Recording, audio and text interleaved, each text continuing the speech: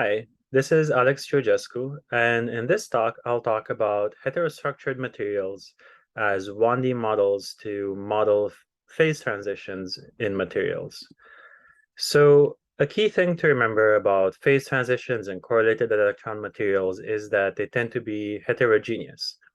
This is very similar to other first-order transitions like water freezing. So here I'm showing pancake ice over Lake Michigan.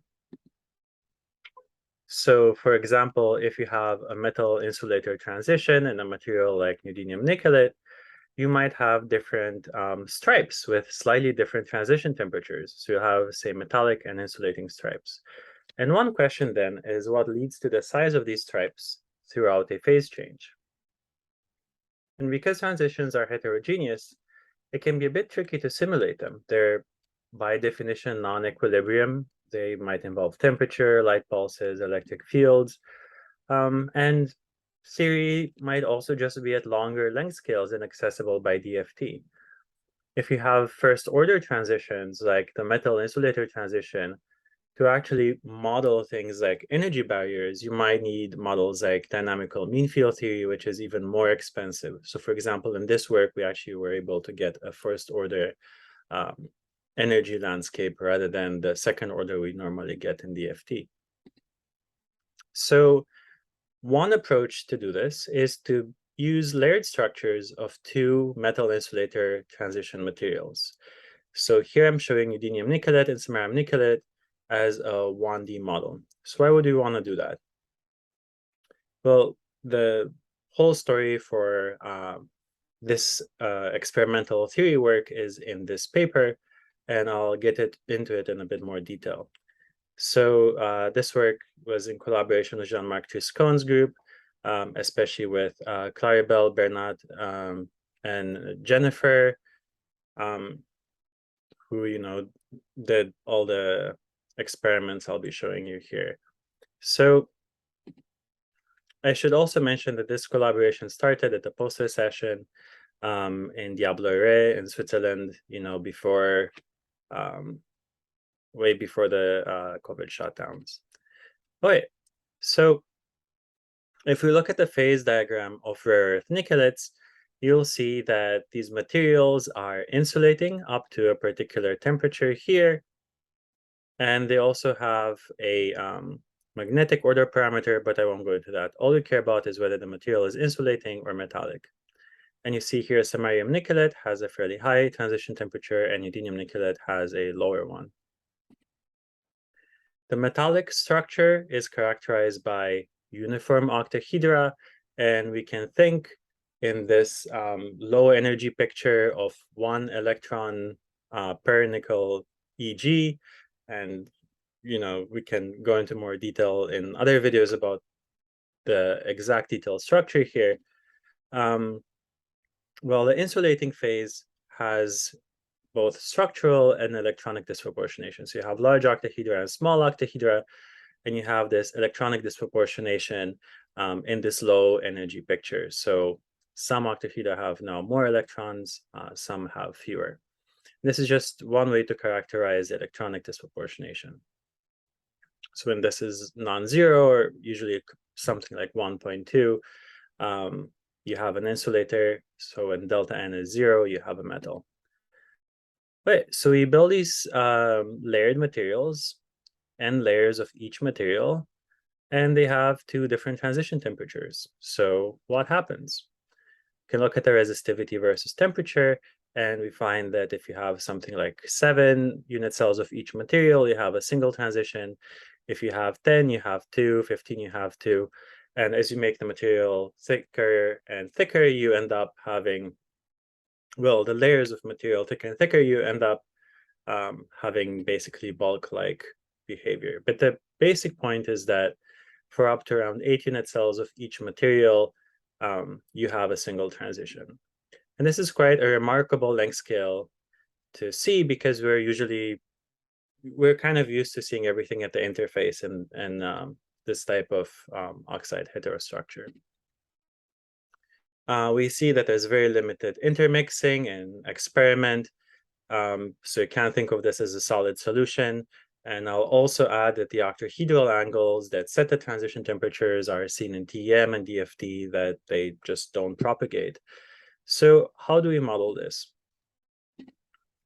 So the first thing to remember is that these materials have a metal insulator transition, which is a first order phase transition, as there is a lattice component to it. So what does this mean? You have this delta N here, which corresponds again to some electronic disproportionation of around 1 point something for an insulating state, and 0 here for a metallic state. And because this is a first order phase transition, there is an energy barrier between the two minima. So how do you have a transition? Well, this insulating phase minimum changes as a function of temperature relative to the metallic phase, which is just set to 0. And usually this is simulated through a linear dependence of this delta T on T. So it looks something like this. So as you lower the temperature, you lower this, and you go to an insulating phase. So this is set such that, delta of T is equal to 0 at the MIT, so that these two are equal. So we end up with an energy landscape that looks something like this as a function of this electronic disproportionation. You have an insulating phase here, metallic phase here. You have a high temperature phase here, which tells you the insulating state is higher in its free energy than the metallic, while for very low temperature here, you have the insulating state be the ground state. Another thing we need to do is add a gradient to the theory. So this gradient basically penalizes having the structures have a mismatch, like one being metallic, one being insulating next to each other. So this can just appear through a gradient. And one of the interesting things that's a result of this type of theory is that the cost is limited to the interface.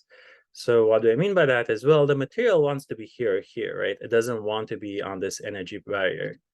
So one of the interesting results of a theory like this, and I'll show you how we see this, how we get this result, is that we have a constant phase boundary energy cost. Right, so what does this look like? Well, if you have a mixed metallic insulating phase, like here, you will have, insulating phase here, samarium nickelate, metallic phase here, neodymium nickelate, and this is the order parameter, which is, 1.4 or something like this for the insulating phase and 0 for the metallic phase. If this were all to be insulating, you just have everything here be close to 1.4. If everything were to be metallic, everything would just be 0, right? So this mismatch cost between the two types of states is localized to the interface, so it's constant. While the cost of the bulk phase not being in its correct state for a given temperature is going to be linear in the number of layers, right? So if you change the number of layers, this shifts linearly, while these 4 points, up to 8 unit cells, like they'll still just stay 4 points. So you have a competition between these two costs. So the point then is that you have a constant phase boundary cost and a bulk free energy cost, which is linear in the number of layers. So ultimately in this paper, we built a simple Landau theory that has only 3 parameters. So ratio of this Kn that sets the delta, a phase boundary cost, and we add some nonlinearity to the samarium nickelate, like temperature dependence to this saturation energy or saturation temperature. Okay, so I'm going into that bit. It's explained in the paper. And one of the nice things is that the theory was quite fully confirmed, I would say, by further TEM, as the phase mismatch we model is completely confined to the interface, is indeed confined to the interface. So I won't go into exactly what these measurements say, but the basic point is that through TEM, you can model the electronic order parameter as a function of layer. One of the interesting things is that in work from the University of Wisconsin-Madison, there were other heterostructures where there was a single MIT, but two structural transitions. And this was obtained with vanadium dioxide, which is also a metal-insulated transition compound, as well as oxygen vacancy doped vanadium dioxide. And this is kind of interesting because this tells you that the electronic order parameter here in vanadium dioxide doesn't uniquely set its structure. You can have, two different structures that, can be metallic or insulating. So this means that there are these metastable states. And this is pretty important because, if you want to build devices, you generally prefer to have electronic switching only, which is going to be faster. It's just much easier to move electrons and lower energy cost. And one of the key questions is, how do we estimate the roles of the electronic and lattice parameters from just theory or computation?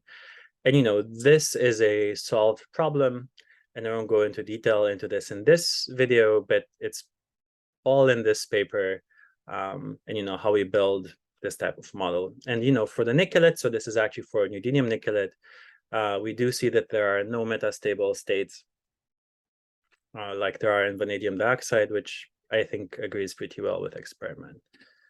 But so these are the different works I've mentioned in this short talk. So thank you for listening.